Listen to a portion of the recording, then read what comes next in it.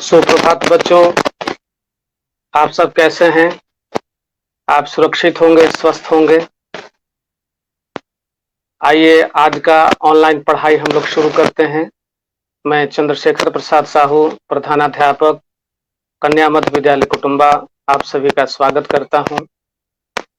और आज बच्चों हम लोग 8वीं कक्षा की हिंदी पाठ्य पुस्तक का एक बहुत ही सुंदर पाठ पढ़ेंगे, समझेंगे। यह पाठ बच्चों बहुत ही अच्छा है, आपको बहुत ही सुंदर लगेगा, बहुत ही रोचक लगेगा। बच्चों, आपने पिछली कक्षाओं में एक पाठ पढ़ा था जिसका नाम था सोना। सोना पढ़ा था ना? सोना में क्या किसकी कथा थी? तो एक हिरण शावक की कथा थी, एक हिरण के बच्चे की कथा थी। तो उसको किसने लिखा था बच्चों, याद करिए। तो वह पाठ लिखा हुआ है महादेवी वर्मा का। तो महादेवी वर्मा ने सोना पाठ लिखा।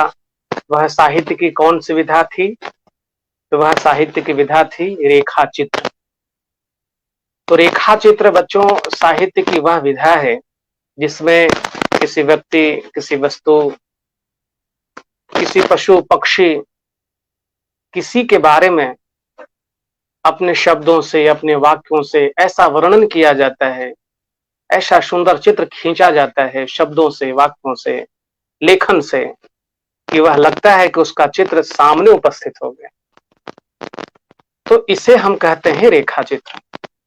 तो जिस तरह से सोना पाठ आपने रेखा चित्र पढ़ा महादेवी वर्मा का, इसमें महादेवी वर्मा ने सोना के सौंदर्य का, सोना के रूप का, सोना के शारीरिक बनावट का ऐसा सुंदर चित्रण किया था, ऐसा सटीक चित्रण किया था कि लग रहा था कि मानो सोना सामने उछल रही है, कूद रही है। तो यह जो विधा है साहित्य की, यह विधा रेखा चित्र है। तो आज का पाठ भी बच्चों रेखा चित्र ही है। और यह रेखा चित्र जहां वह एक हिरण के बच्चे से संबंधित था, आज एक व्यक्ति से संबंधित है। इसमें भी एक साधारण व्यक्ति के गुणों का, उसके शारीरिक बनावट का, हाव भाव का, रंग रूप का ऐसा मनोरम चित्रण किया गया है कि लगता है कि वह व्यक्ति सामने उपस्थित है। तो इसको लिखा किसने? इस पाठ का नाम है बच्चों बाल गोविंद भगत। तो बाल गोविंद भगत जो पाठ है वह रेखा चित्र है। तो इसे लिखा किसने? तो इसे लिखा है एक बिहार के ही साहित्यकार ने, जिनका जन्म बिहार में ही हुआ था और बहुत ही प्रसिद्ध साहित्यकार हुए। उन्होंने अपनी रचनाओं से हिंदी साहित्य को समृद्ध किया और बिहार के ऐतिहासिक गौरवशाली विरासत को समृद्ध किया। तो उनका नाम है बच्चों राम वृक्ष बेनीपुरी। क्या नाम है बच्चों? राम वृक्ष बेनीपुरी। उनका जन्म बिहार में ही हुआ था। मुजफ्फरपुर जिला में एक गांव है बेनीपुर। तो बेनीपुर गांव में ही उनका जन्म 23 दिसंबर 1899 ईस्वी को हुआ था। और चूंकि वह बेनीपुर गांव के रहने वाले थे, इसलिए उन्होंने अपना टाइटल, अपना उपनाम बेनीपुरी रख लिया था। इन्होंने साहित्य की कई विधाओं में लेखनी चलाई, कई पत्र पत्रिकाओं का संपादन किया। इन्होंने कई लघु निबंध लिखे, संस्मरण लिखे, रेखा चित्र लिखे। तो ललित निबंध, निबंध, रेखा चित्र, संस्मरण में इन्होंने साहित्य को समृद्ध किया है। गेहूं और गुलाब, जब हम लोग 10वीं कक्षा में थे तो इनका निबंध था गेहूं और गुलाब, हम लोगों ने पढ़ा है। और आज आप इनका रेखा चित्र पढ़ रहे हैं जिसका नाम है बाल गोविंद भगत। तो बच्चों बाल गोविंद भगत एक रेखा चित्र है, मतलब यह कि एक व्यक्ति का वर्णन है, उसके सौंदर्य का, उसके शारीरिक बनावट का, उसके कर्म का, उसके व्यवहार का, उसके हाव भाव का। और ऐसा चित्रण है कि लगता है कि सचमुच जीवंत बाल गोविंद भगत सामने हैं, तो उनका जो भी हाव भाव है, आंखों के सामने घूम रहा है, दृश्य उपस्थित हो रहा है, तो यह कमाल है रेखा चित्र का, और यह कमाल है रामवृक्ष बेनीपुरी की कलम का। जानते हैं बच्चों, कलम का जादूगर कहा जाता है, लेखनी का जादूगर कहा जाता था रामवृक्ष बेनीपुरी को। रामवृक्ष बेनीपुरी के शब्द इतने नाप तौल के और इतने सटीक आता था कि सामने वाला उनके कलम को, चमत्कार को देखकर मुग्ध हो जाता था, अभिभूत हो जाता है। आइए ये पाठ हम देखते हैं। यह पाठ इतना सुंदर पढ़ने में लगेगा कि लग रहा है कि यह क्या मजा है। तो यह पाठ आपके लिए भी, आनंद के लिए, और एक व्यक्ति के चरित्र से जुड़ने का एक अच्छा तरीका है, एक अच्छा माध्यम है। तो आइए बच्चों पाठ शुरू करते हैं। तो यह किसने लिखा? रामवृक्ष बेनीपुरी ने लिखा। यह पाठ क्या है? तो यह पाठ है रेखा चित्र। किसके बारे में है? तो बाल गोविंद भगत के बारे में है। तो ये पहला ही लाइन जो है, पहली ही पंक्ति है जिसमें उनके शारीरिक बनावट का वर्णन है। लिखते हैं रामवृक्ष बेनीपुरी, बाल गोविंद भगत मंझले कद के गोरे चिट्टे आदमी थे, है ना। मंझले कद के थे, गोरे चिट्टे थे, 60 से ऊपर के रहे होंगे, बाल पक गए थे, लंबी दाढ़ी या जटा जूट तो नहीं रखते थे, किंतु हमेशा उनका चेहरा सफेद बालों से ही जगमग किए रहता। है ना सुंदर लाइन, है ना सुंदर शब्दों का संयोजन। कपड़े बिल्कुल कम पहनते, कमर में एक लंगोटी मात्र और सिर में कबीरपंथियों की सी कनपट्टी टोपी। जब जाड़ा आता एक काली कमली ऊपर से ओढ़े रहते, मस्तक पर हमेशा चमकता हुआ रामानंदी चंदन, जो नाक के एक छोर से ही औरतों के टीके की तरह शुरू होता, गले में तुलसी की जड़ों की एक बेडौल माला बांधे रहते। इन शब्दों से, इन वाक्यों से सामने बाल गोविंद भगत का चित्र उपस्थित हो जा रहा है। तो यह है रेखा चित्र का कमाल, यह है रामवृक्ष बेनीपुरी की कलम का जादू, जो अपने शब्दों से ऐसा सुंदर चित्र गढ़ते हैं कि लगता है कि वह व्यक्ति सामने है ना। मंझोले कद के थे, गोरे चिट्टे थे, उनकी आयु 60 से ऊपर हो गई होगी, बाल पक गए थे, लंबी दाढ़ी या जटा जूट तो नहीं रखते थे, लेकिन चेहरे पर हमेशा सफेद बाले ही जगमग करते रहते थे। कपड़े बिल्कुल कम पहनते थे, कमर में एक लंगोटी मात्र रहती थी और सिर पर कबीरपंथियों जैसी एक कनफट्टी टोपी पहने रहते थे।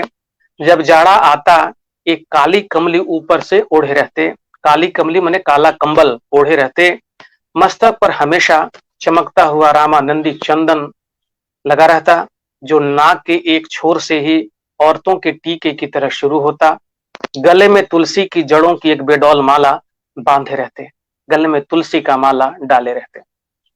तो यह उनका शारीरिक या रूप का सौंदर्य वर्णन है। आगे सुनते हैं।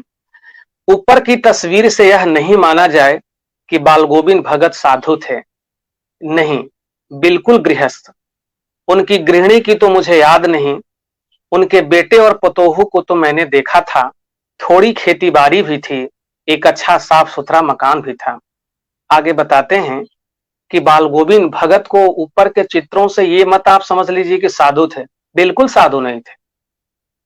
हाव भाव तो, रंग रूप वेशभूषा तो साधु का है, लेकिन वो साधु नहीं थे। वह क्या थे? गृहस्थ थे।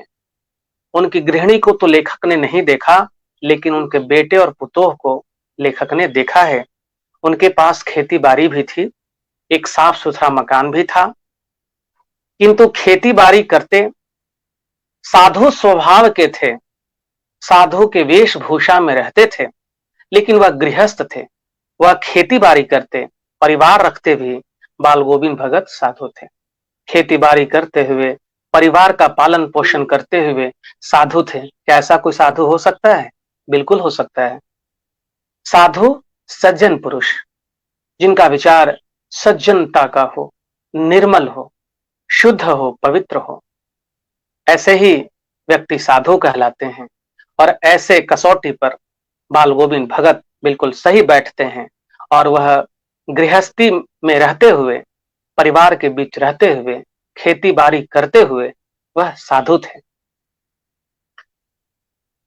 साधु सबकी परिभाषाओं में खरे उतरने वाले, साधु की जो भी परिभाषा हो उस परिभाषा में वो बिल्कुल ठीक बैठते थे। कबीर को साहब मानते थे, वह कबीर दास को अपना साहब मानते थे, अपना गुरु मानते थे। उन्हीं के गीतों को गाते, कबीर का भजन गाते थे।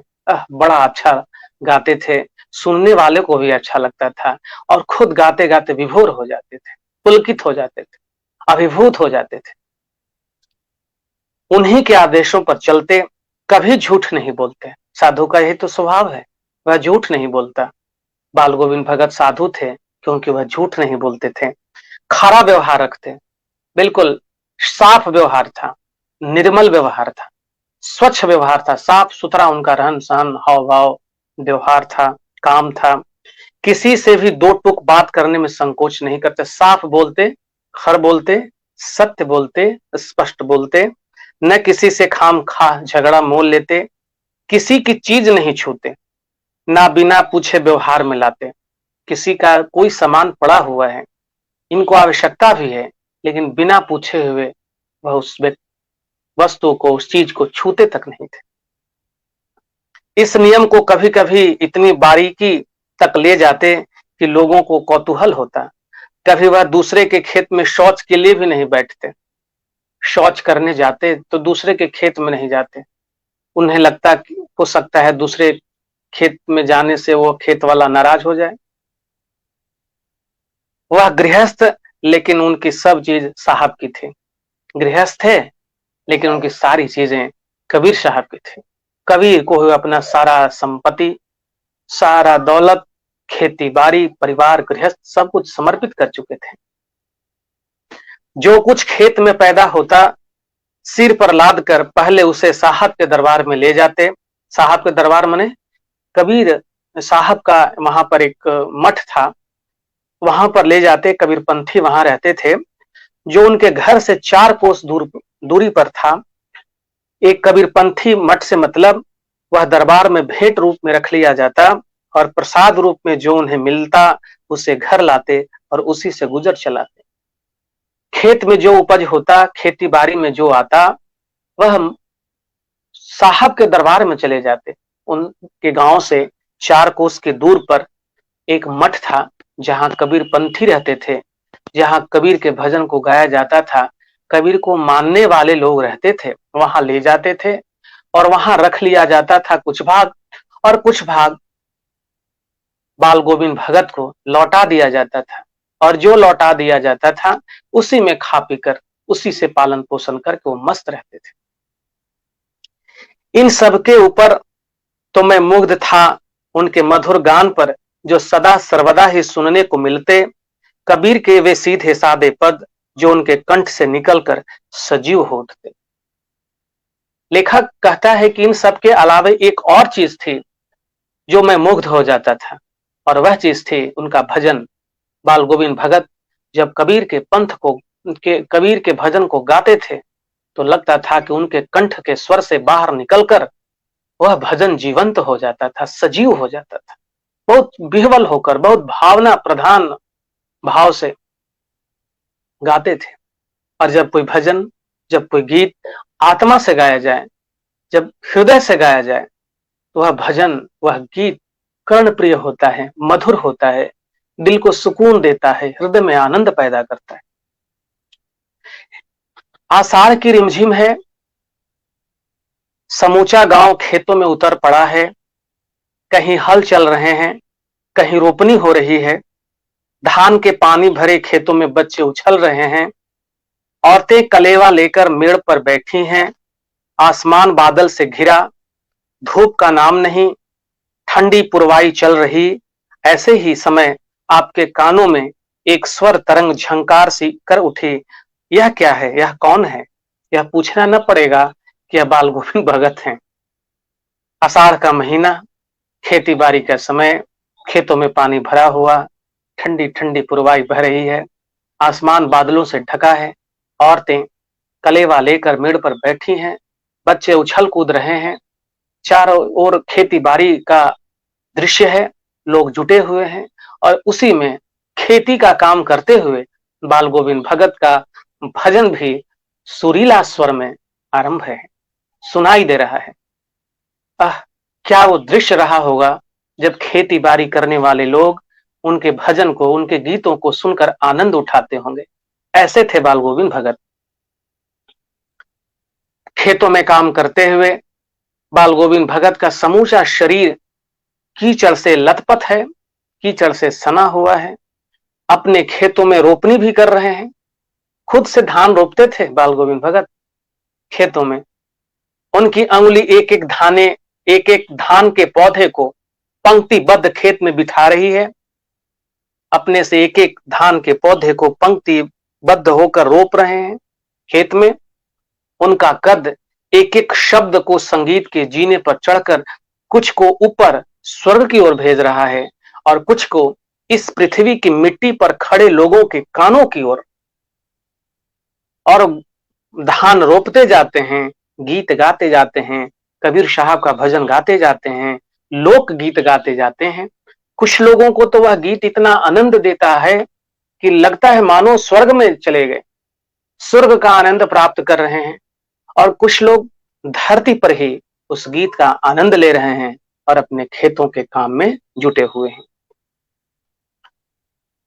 बच्चे खिलते हुए झूम उठते हैं, मेड़ों पर खड़ी औरतों के होठ कांप उठते हैं, वे गुनगुनाने लगती हैं। बाल गोविंद भगत जब गीत गाते हैं तो औरतें भी गुनगुनाने को विवश हो जाती हैं, वह भी गाने लगती हैं, गाने को आतुर हो जाती हैं। हलवाहों के पैर ताल से उठने लगते हैं, हलवाहे जो हल चला रहे हैं वो भी खुश हो जाते हैं, उनके पैर भी थिरकने लगते हैं। रोपनी करने वालों की अंगुलियां एक अजीब क्रम से चलने लगती हैं। रोपनी करने वाली महिलाएं, उनकी जो अंगुलियां, पुरुष उनकी अंगुलियां एक अजीब क्रम में चलने लगती है। और यह क्या है? यह जादू है, और यह जादू है बाल गोविंद भगत के संगीत का। है ना अच्छा चित्रण? लग रहा है कि कितना आनंद दे रहा है पढ़ने के बाद, सुनने के बाद। तो यह जादू है राम वृक्ष बेनीपुरी की कलम का, और यह जादू है बाल गोविंद भगत के संगीत का। भादो की वह अंधेरी अधरतिया, ये तो आषाढ़ का हो गया। अब भादो में वो क्या करते हैं जरा सुनिए। भादो की वह अंधेरी अधरतिया, अभी थोड़ी ही देर पहले मूसलाधार वर्षा खत्म हुई है। बादलों की गरज, बिजली की तड़प में आपने कुछ नहीं सुना हो, किंतु अब झिल्ली को झंकार या दादुरों की तरटर बाल गोविंद भगत के संगीत को अपने कोलाहल में डुबो नहीं सकती। भादों के अंधरिया में बिजली की चमक है, तड़तड़ की आवाज है, मेढकों के टर की आवाज है, झिंगुरों की आवाज है। लेकिन उस आवाज में एक और आवाज है जो सबसे ऊपर है, और वह आवाज है बाल गोविंद भगत की संगीत का, बाल गोविंद भगत की गीत का। और वह आवाज सबकी आवाजों से ऊपर है, सबकी आवाजों को दबा दिया है। आप सुन सकते हैं उस भादों की अंधेरी रात में भी बाल गोविंद भगत गा रहे हैं, मस्त होकर गा रहे हैं। और गीत क्या है? खंजड़ी भी बजा रहे हैं, खंजड़ी बजाते थे वह। खंजड़ी होता है हाथ से बजाने वाला, ऐसे ऐसे बजा रहे हैं और गा रहे हैं, मस्त हो रहे हैं। क्या गा रहे हैं? गोदी में पियवा चमक उठे सखिया चिहुक उठना, गा रहे हैं। यह निर्गुण है और गा रहे हैं, भगवान के भजन में मगन हो रहे हैं। पिया तो गोद में ही है, किंतु वह समझती है वह अकेली है, चमक उठती है, चिहुक उठती है। यहाँ पर पिया ईश्वर का है और गोरी जो है यहाँ पर वह है आत्मा है।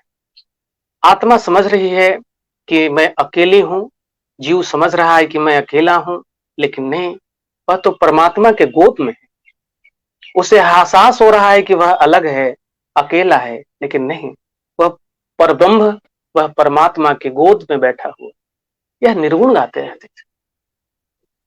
उसी भरे बादलों वाले भादों की आधी रात में उनका यह गाना अंधेरे में अकस्मात कौंध उठने वाली बिजली की तरह किसे न चौंका देता।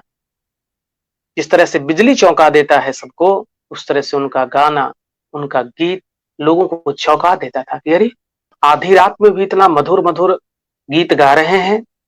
अरे अब सारा संसार निस्तब्धता में सोया है, सारा संसार नीरवता में बिना आवाज किए हुए सो रहा है। बाल गोविंद भगत का संगीत जाग रहा है, जगा रहा है। सारी दुनिया सोई हुई है, लेकिन बाल गोविंद भगत जगे हुए हैं। उनका संगीत जगा है, उनका संगीत लोगों को जगा रहा है। तेरी गठरी में लागा चोर, मुसाफिर जाग जरा। लोगों के मन को, लोगों की आत्मा को बाल गोविंद भगत की आवाज, बाल गोविंद भगत का गीत जगा रहा है। तेरी गठरी में लागा चोर, मुसाफिर जाग जरा। वह आत्मा को, वह जीव को जगा रहे हैं कि तुम लोभ मोह में जो पड़े हुए हो, उससे छुटकारा पाओ, जागो। प्रभु से मिलने का, परमात्मा के समीप आने का अवसर आ चुका है। मुसाफिर जाग जरा। कार्तिक, ये तो भादों की बात। अब कार्तिक में उनकी क्या, उनका व्यवहार होता है। कार्तिक आया नहीं कि बाल गोविंद भगत की प्रभातियां शुरू हुई। भोर में ही वह भजन गाते थे, जो फागुन तक चला करती। जो कार्तिक से शुरू होता, वह फागुन तक भजन गाते रहते थे। इन दिनों वह सवेरे ही उठते, भोर में ही उठ जाते थे। न जाने किस वक्त जग कर वह नदी स्नान को जाते, जो गांव से 2 मील दूर था। वहां जाते और स्नान कर चले आते। वहां से नहा धोकर लौटते और गांव के बाहर ही पोखरे के ऊंचे भिंडे पर अपनी खंजड़ी लेकर जा बैठते और अपना गाने टेरने लगते। भोर में ही जगते, 2 मील की दूरी पर नदी थी, वहां जाते, स्नान कर चले आते और गांव के बाहर आहर के पिंड पर, पोखर के पिंड पर बैठकर खंजड़ी बजाते हुए भगवान का भजन गाते रहते। मैं शुरू से ही देर तक सोने वाला हूं।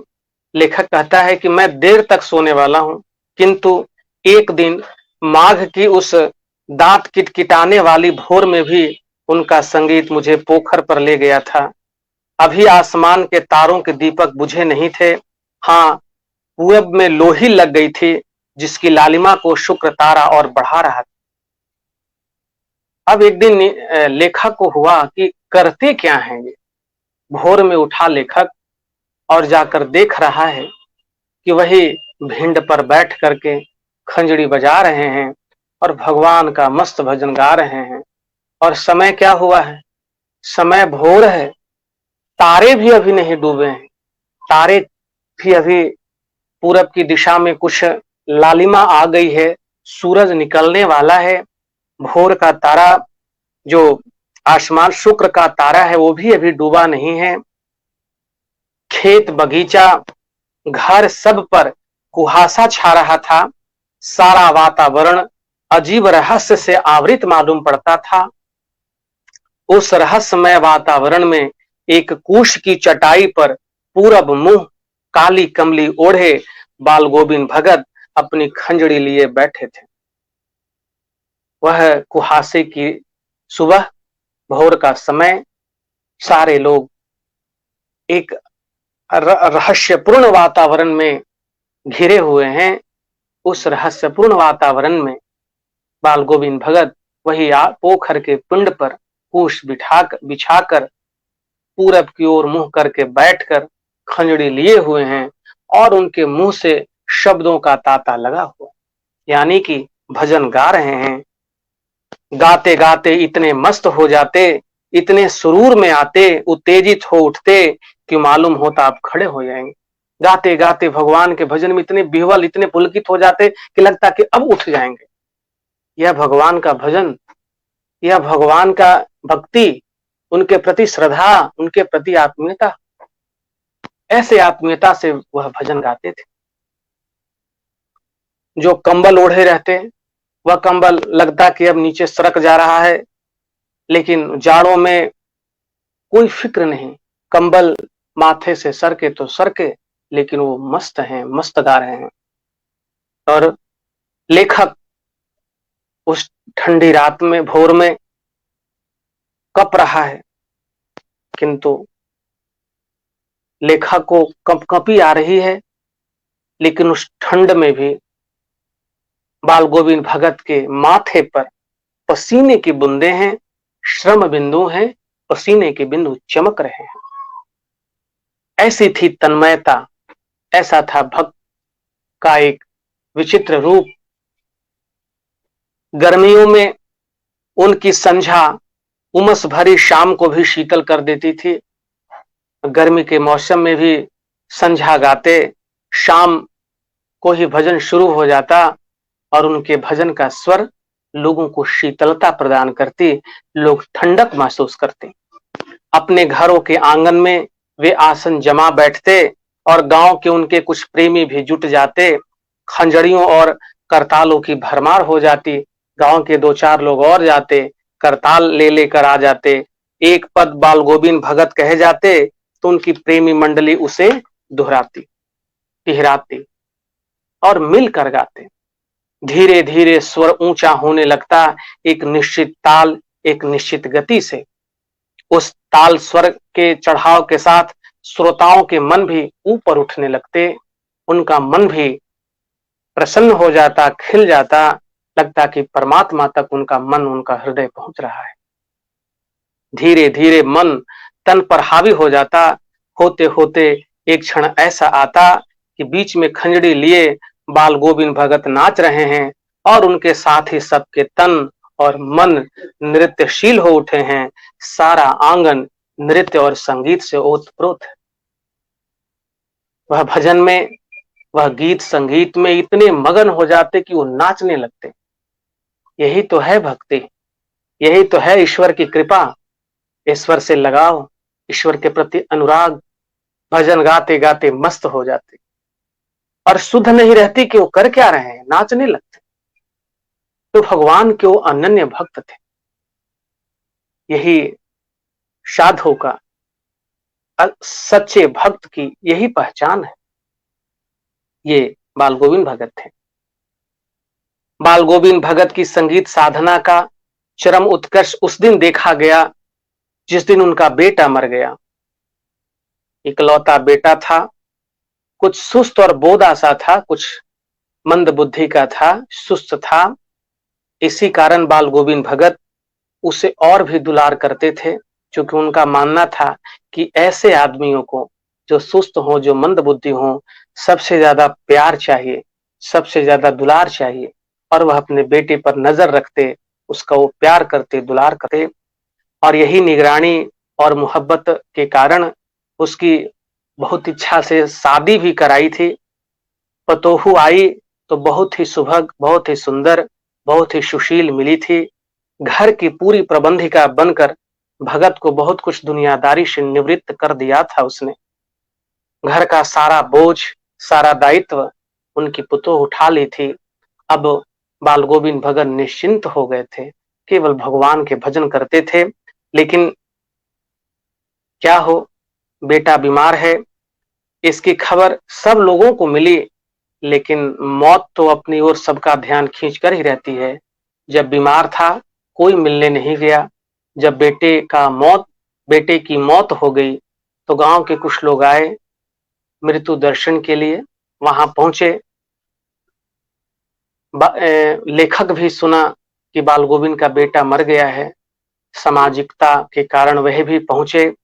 वहां देख रहे हैं कि अपने मृत बेटे को एक आंगन में चटाई पर लिटाकर एक सफेद कपड़ा ढांक रखे हैं और वह कुछ फूल जो अपने आंगन में भी रोपते थे, उसका फूल कुछ तोड़कर उसके ऊपर छिड़क दिए हैं।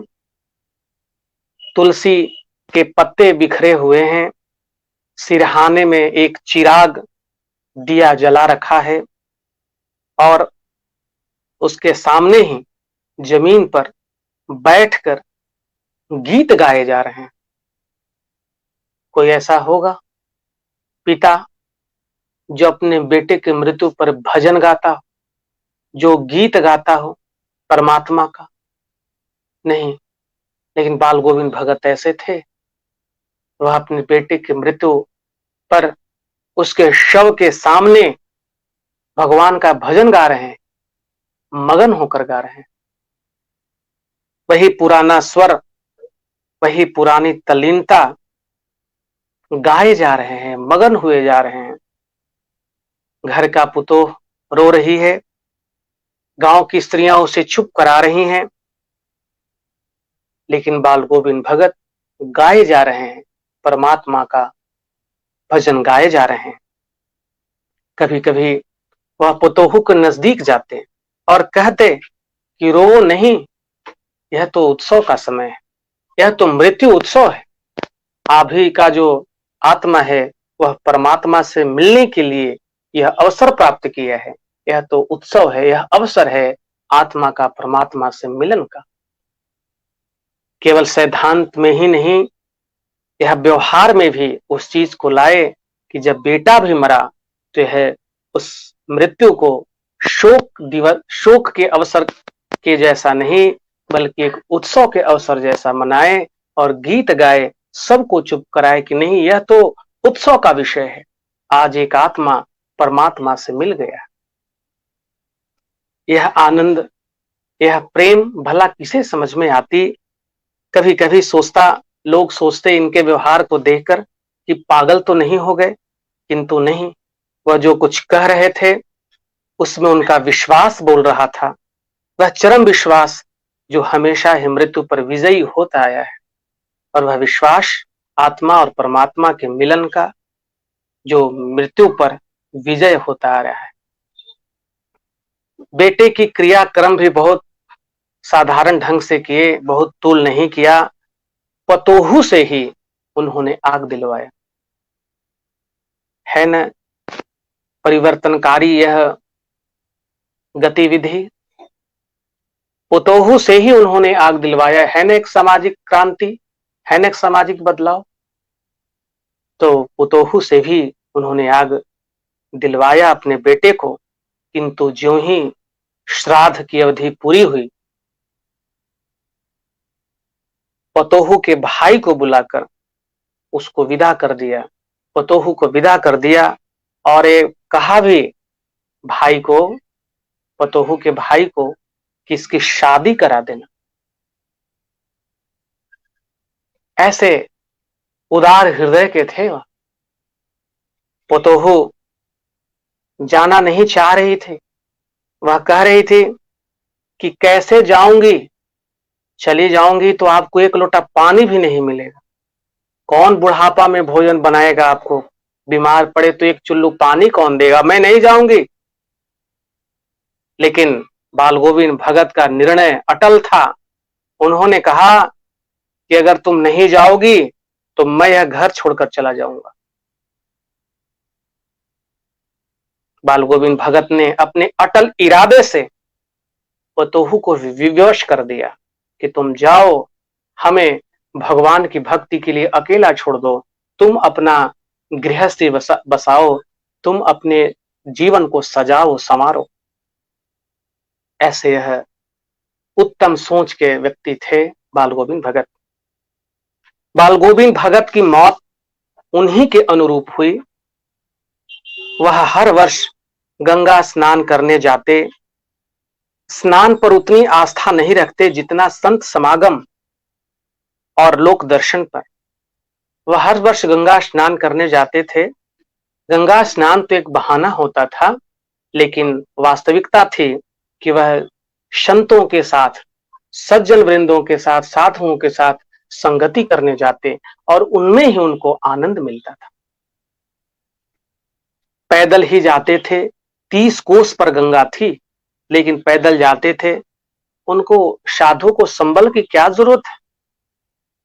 वह किसी के कुछ नहीं लेते, स्वयं अकेले जाते, किसी से भिक्षा भी नहीं लेते, नहीं खाते पीते थे। यात्रा भर 30 कोस की यात्रा चलते थे बिना खाए पिए। ऐसे साधु थे। भिक्षा की क्या जरूरत, सहारे की क्या जरूरत। बिना खाए पिए जाते और बिना खाए पिए ही लौट आते। साथ में कुछ ले लिया तो ले लिया, और नहीं तो फिर किसी से भिक्षा मांग कर वो नहीं खाते, खुद खाते।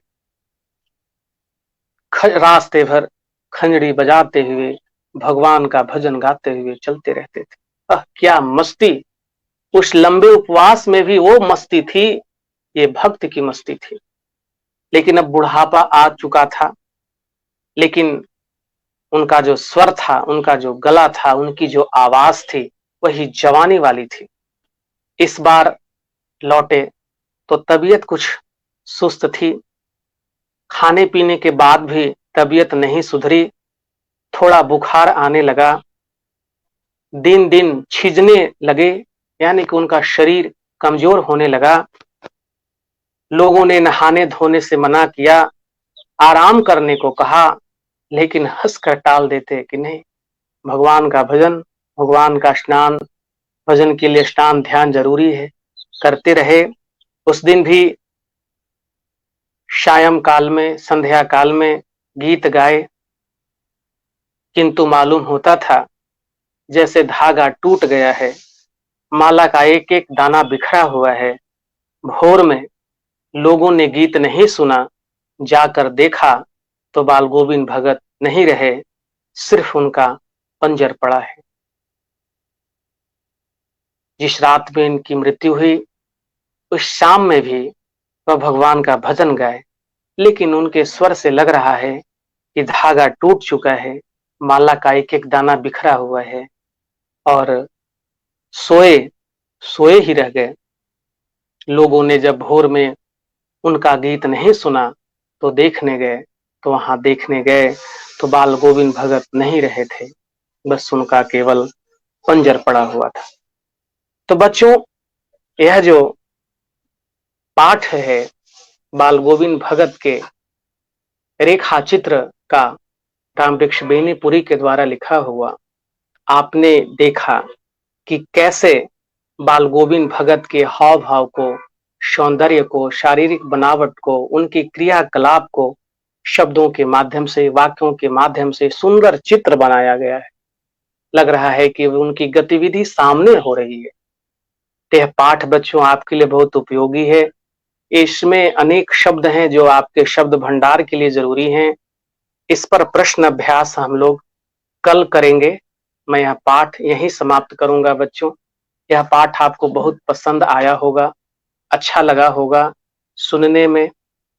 व्याकरण की दृष्टि से भी यह पाठ बहुत उपयोगी है।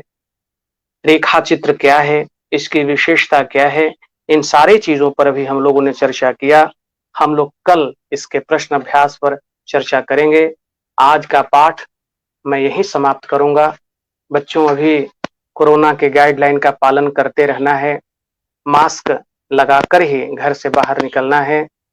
घर से बाहर निकलने पर मास्क लगाएं।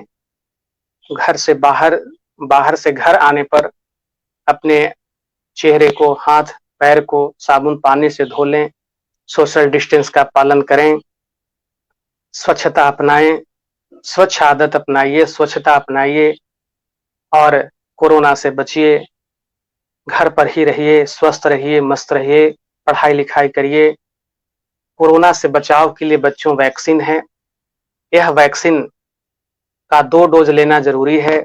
आपके घर में जो 18 वर्ष से अधिक के परिवार के सदस्य हैं, अभी तक अगर उन लोग कोरोना का वैक्सीन नहीं लिए हैं तो आप कहिए, उन्हें प्रेरित करिए वो कोरोना का वैक्सीन जरूर लें।